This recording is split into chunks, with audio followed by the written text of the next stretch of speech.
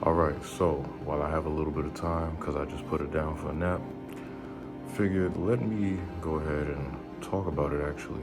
I was working on a beat that I sold, two actually. I was working on a beat that I sold and I'm getting ready to finish it up and send it. And I thought to myself, let's make a video about it. I sold my first beat yesterday, and there are some things that I thought about that came to mind, and just how far I've come after doing this for so many years. I've been doing this since 2009 to be exact.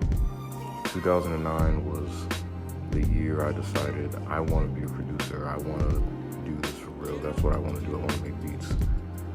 Kanye had dropped Graduation. My dad got his hands on that CD, and I remember being in the back seat. I think it was a Honda Accord or a Ford Taurus or something like that. I remember being in the back seat and I was thinking to myself, I heard flashing lights for the first time, and I was like, yo, I was like, this is beyond hip hop at this point. Like, this man Kanye is making anything. I remember being in the back and hearing DJ Premier and hearing all these different P-Rock, and as I got older, the Neptunes, shout out to Chad and Pharrell. And I remember my dad gave me a sampler. I used a Zoom sample track.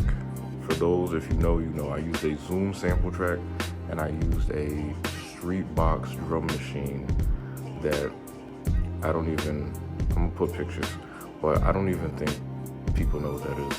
And I read some reviews, I don't think it got any love for real. But that was my setup. I would go to the corner store and get a cassette tape, and I would use those two, the drum machine and the sampler, and I would play it, sync it up manually, which looking back, I realized I didn't have to do that. I don't know why, but anyway, I would sync them up manually and then record it on a tape. So I actually have literal beat tapes, several. And for years, that's how I would do it. I actually have beats on SoundCloud that before I even had a computer, I would take my phone, put it on the ground next to the speaker, when my speaker's on the floor, put it on the floor, and then let the beat play like that. And when I think about how far I've come of wanting to do this, but this is the first time in my life. Last year of 2024, late 24, I want to say somewhere around like October, that's when I really started taking it seriously. And I said, you know what? I'm going to do this. I'm going to be a producer. This is something that I want to do. And I finally started gaining so much traction. I'm at 758 followers on TikTok, which is pretty good considering I was at like 200 prior for like years. I was at like 297, 250 for like 2 years because nothing would work. But I put myself out there, put myself in a camera, which I'm still kind of shy of doing. And the fact that somebody forget that part. Before we even get to that part, the fact that I've come so far is amazing to me. And the fact that somebody wanted to buy the beat is insane in itself, because I remember being in high school and I met a few people. I went to an art school, and I remember being in the lunchroom with my friend at the time, my friend, my girlfriend, his girlfriend, and our mutuals. And I remember they were like, yo, your beats aren't rappable. Like, nobody is playing, because it's traditional boom bap. That's what I like. That's what I grew up on. Sampling, chopping, that's what I grew up on. So I remember people like, yeah, it's not rappable, yada, yada, yada, right? And I was like, yes, it is. Yes, it is. What would you guys know? Yada, yada, yada. And then I remember my friend at the time, he actually knows who KRS-One is and all that type of stuff. So I'm like, why would you say that, all people? But okay, cool, whatever.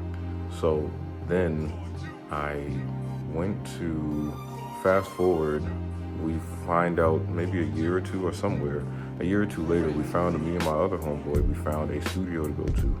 And every day after school, like clockwork, we would go to that studio. I remember the guy who ran the studio, shout out to him. It was a radio station and a studio. And I remember being in there and he was like, man, no samples, no samples, no samples. He's like, I don't want you to, that's lazy, yada, yada, yada. I disagree for obvious reasons. Mind you, guess who his favorite rapper is? Jay-Z.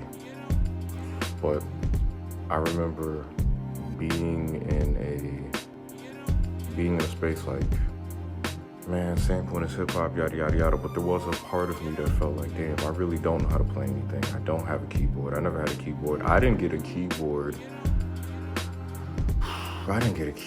for years. I didn't get like an actual keyboard until later on, and maybe out of high school. When I finally got out of high school, that's when I really started understanding and playing for real.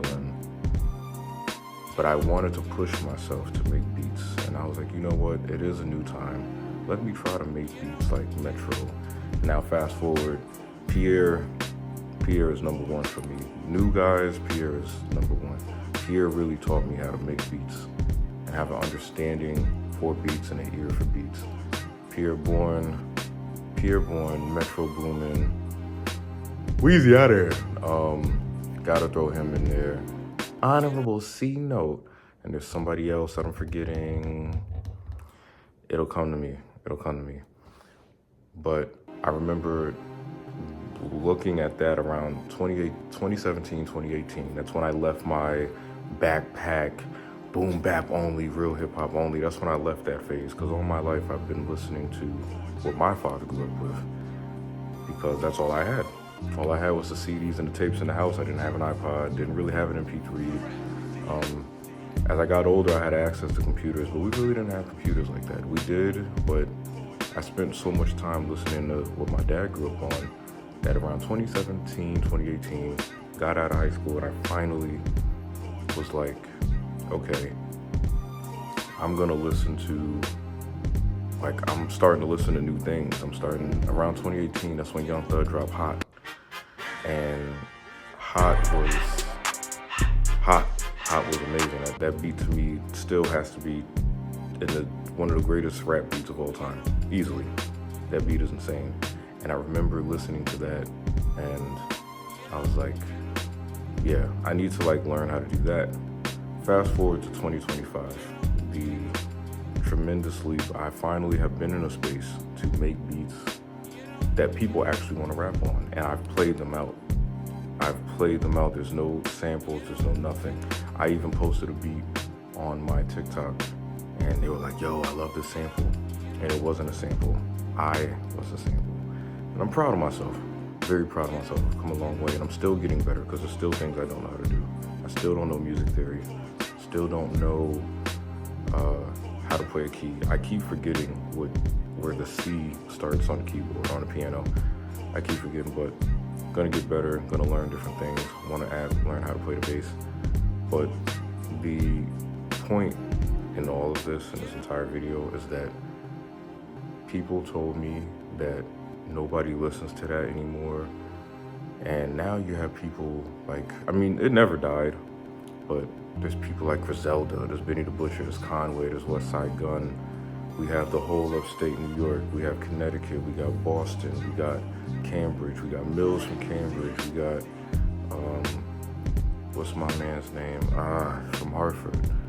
We have so many people that make the boom bap, real hip hop, essence to keep that alive. And people told me it wasn't gonna be a thing, and it is. And somebody felt like it is a thing, it never died, and I knew it wasn't gonna die. But it's still a thing, and I'm happy that somebody actually saw the vision of what I was going for and wanted to give me that. So the whole point is to just stick to your guns and don't half-ass it. For me, I've been half-assing all my life. This is the first time I took it seriously, and really, really took it seriously. I would take it seriously for a little bit and then fall off. I get discouraged, but this is the first time where I'm taking it serious, and I'm making progress. So the moral of the story is stick to your guns, keep doing what you're doing. Things have actually been paying off, and we're gonna keep going. This ain't gonna stop. I wanna be on everybody's album. I want to be on Glorilla's album. I want to be on Tim's album. I want to be on Logic. I want to be on Benny. I want to be on Drake. I want to be on Kendrick. I want to be on whoever. I want to work with everybody, like DJ Premier, like Kanye, like all the people that I grew up admiring. So stick to your guns. Keep doing what you're doing. And yeah, boom bap baby. Real hip hop.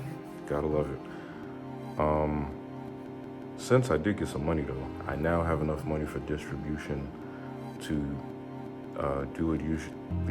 Okay? I now have money to do distribution so I can go with United Masters. Shout out to Steve Stout. I'm gonna upload my music, so I definitely will be dropping a beat tape soon. I've been working on a lot of different things. I know I've had some people ask me for, when you're gonna upload the music. Well, finally, and I have a job interview Friday, so things are looking on up and up. So we're gonna see. I'm definitely gonna put it out though. If I could just get to 10 monthly listeners, I know I'm going in the right direction. But peace and love, don't do drugs, keep going, push forward.